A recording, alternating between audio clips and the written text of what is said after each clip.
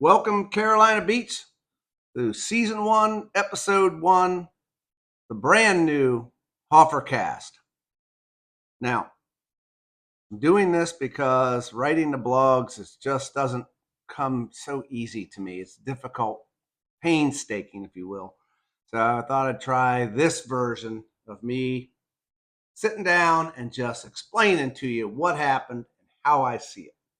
So no promise there'll be a season 1, episode 2. Maybe I'll stick my foot in my mouth, say something dumb, get in trouble, and decide I can't do this anymore. We'll see. But just the same, I'll try and keep it brief. There's no better time than to start the HofferCast than when we just had a town council meeting. So lots of fun and interesting stuff to talk about. Just had a town council meeting.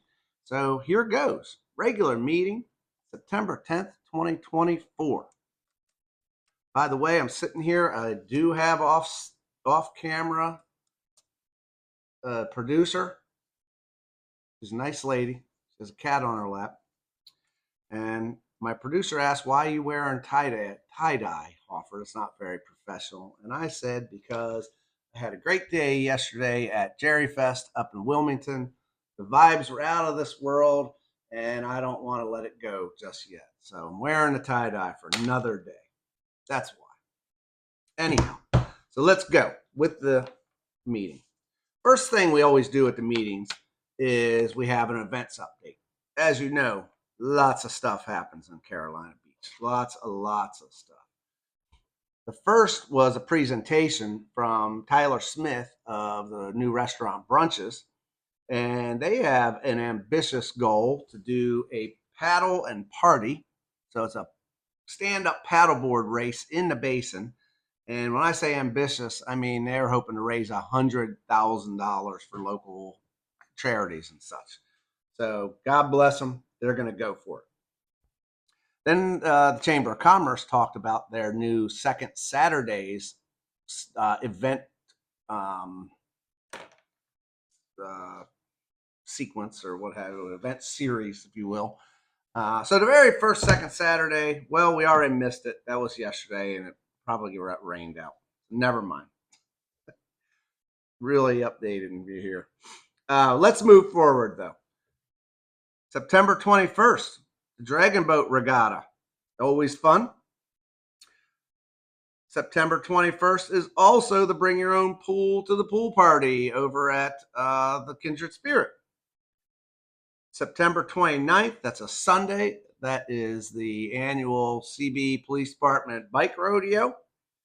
I'm not going to make it this year because I'll be in Chapel Hill for the NC Bike Walk Summit, learning about bikes and pedestrian and interesting stuff. I'm looking forward to that. October 5th, Pets in the Park at the lake. Also, October 5th, the first annual Tour de Island, sponsored by Curry Beach Curry Beach Bike Pedestrian Committee. On October 12th, there's the Beach and Car Show at the lake. And also at the lake on the same day, the Pink Tide 5K. And then also that same day, the Fresh and Raw Tour over in front of the Shuck and Shack and the Dive, where they close off the parking area and they have a band outside, and that's always a fun one. And then on October 18th to 20th, the Surf Fishing Challenge.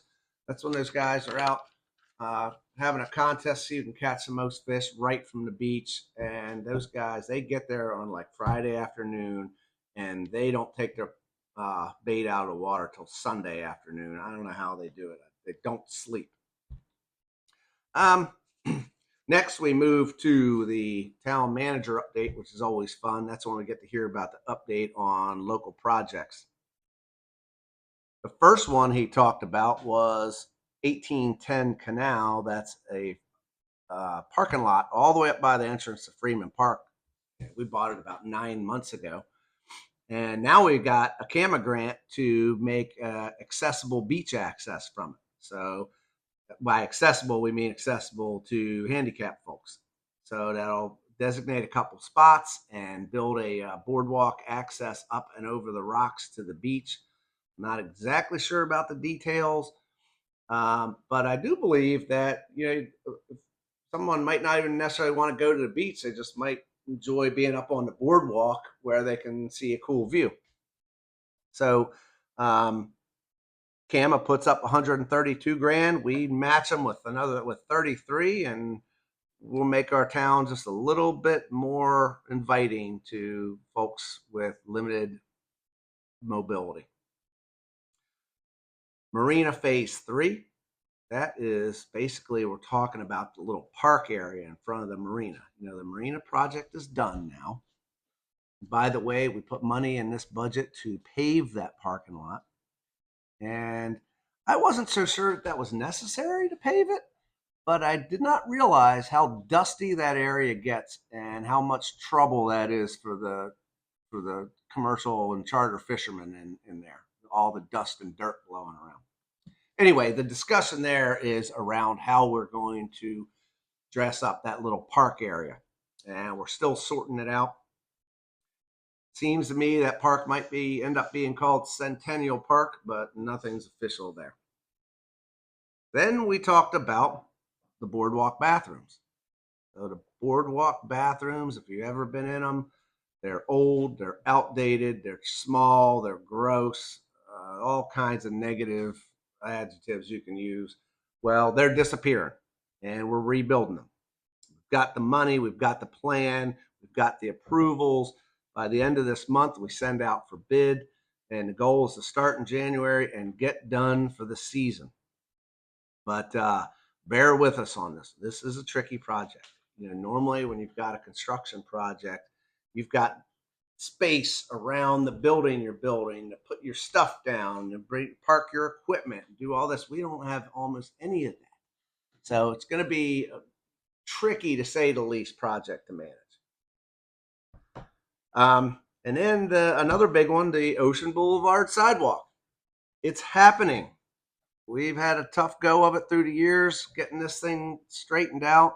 It turned in from a sidewalk project into a sidewalk and a stormwater project. And then we had some complications, and we've always had to work this through with DOT engineers. It's been difficult, but we're there and we're getting ready to start. Now, a little history on this one. If you don't recall, the DOT, or not DOT, excuse me, the state legislature gave us almost $500,000 to build this sidewalk. And as we started doing the plans, we realized that it needs a good portion of the stormwater project to make sure it doesn't mess everybody up. So the price went up, of course. It's taken us a while to get it sorted out, but here's a piece of misinformation you may have heard.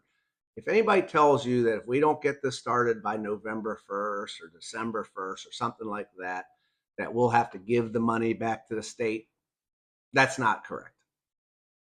Yes, we have to use this money to build this sidewalk, but there is not a specific timeline that we have to meet. As long as we're making good faith efforts to move forward on this project, we're not being hawked by the state by some magical date where if we don't start, we give the money back. So please don't worry about that. But it's going out. It's already been out to bid. We've already selected a contractor. It's just a matter of starting. And the goal is to start in October and for it to be a 3 to 4 month project. So exciting. All right. Then we get an update from our planning department, currently going by the name, the Community Development Department. They decided to change their name. I didn't stand in the way. The fun part they brought up was some new businesses. It's always kind of fun to talk about new businesses. The first one being, so these are people who have applied for business licenses and are starting the process. So the first one is Rico's Pizza. That's going to be the first business going in at Proximity Development. Rico's Pizza. And then we have an Access Fitness applied to open a business. I'm not exactly sure their address.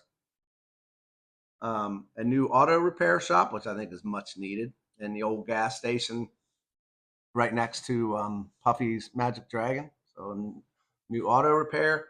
And last but not least, a mini golf course has come to us. So some folks want to open a larger mini golf course behind the Walgreens, in that big empty lot behind Walgreens and next to Food Line. Now, just because people apply for things doesn't necessarily mean they happen, but we're just sharing with you what's going on.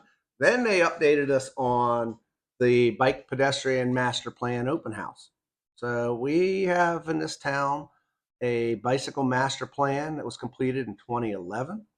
We have a pedestrian master plan that was created in 2018.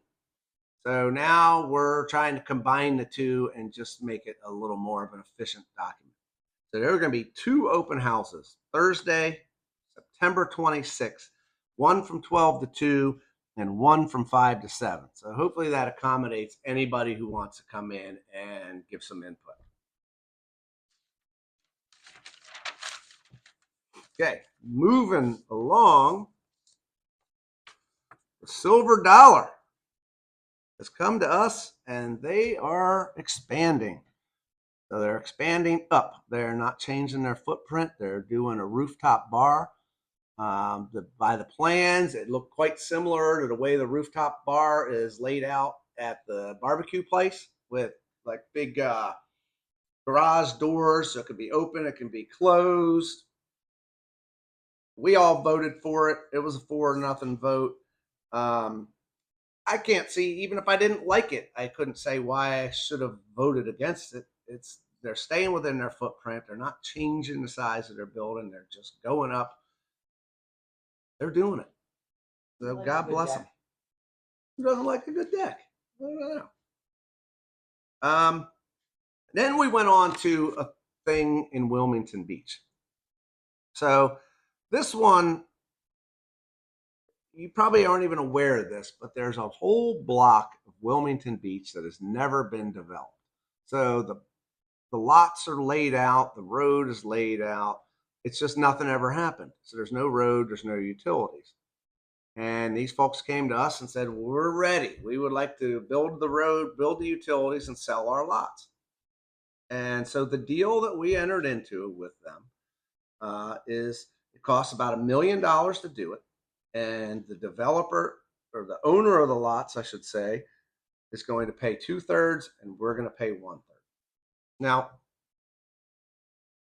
you might look at that and say, why are we spending all this money to build a road so these property owners can make all this money? And my answer to that is because that's the standard deal. So if you live in Wilmington Beach, you may still be paying for the assessment they put on your lot back in 2007 to pay for the roads and the sewer and the water that was running there back in that day. And it was the same exact deal. The homeowners paid 2/3, the town paid 1/3. So what we're doing is being consistent with the way things have been in the past. In my time on council, we approved a similar deal on 2nd Street where there are about 5 or 6 lots. They wanted access. They can't do anything with their lot without a road, and they can't build without water and sewer. And what was the deal? 2/3, 1/3. So, look, I don't believe in let's just keep doing things the way we've always done them. That's not necessarily the way to look at it. But I do believe in consistency and fairness. So if we put in roads for hundreds and hundreds of lots back in 2007, and the deal was you pay 2/3 and we'll pay 1/3, then I don't see why in 2024 we can't make the same offer to someone who has 14 lots. It seems reasonable to me. It seems fair. So I voted to support that, as did the entire council. After that, we just looked into some financing terms for a new trash truck. We'd already approved the money in the budget. We just, by state statutes, we have to approve entering into any kind of financing for something. So nothing too exciting there. And that about summed up the town council meeting. So reminder, If any of this stuff is of interest to you and you want to know more of what we had to say about it, you can go to the town YouTube page channel and you can watch that meeting in its entirety. If you have any questions, I encourage you to email Joe Benson at any time. He'll answer them all for you, or me, I guess. So that about wraps it up. I'm at about 16 minutes here. I don't want to be too long-winded, but I also don't want to leave anything out. So that's it. That's season 1, episode 1. Thanks for having me. And I'm going to have to turn off the camera myself because my producer is stuck with a cat on her lap. Take care, Caroline Beach.